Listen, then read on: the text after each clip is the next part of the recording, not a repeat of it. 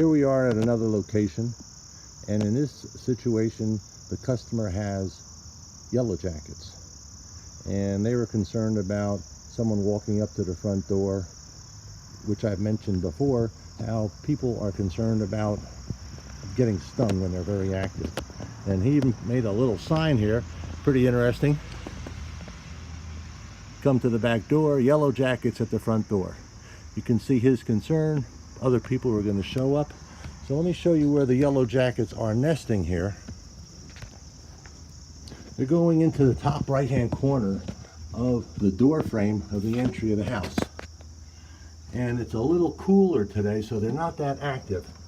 So I'm going to try and get a close-up of that for you, and maybe you'll see them flying in and out. See that one crawled out, they're coming in and out. It's probably about 64 degrees out here today. If it was 75 or above, you'd see 10 to 20 going in and out of there in a minute. We checked around the outside of the house, checked the ground, didn't see any activity. We also checked other areas around the house where you have potential spots where they can go into the house.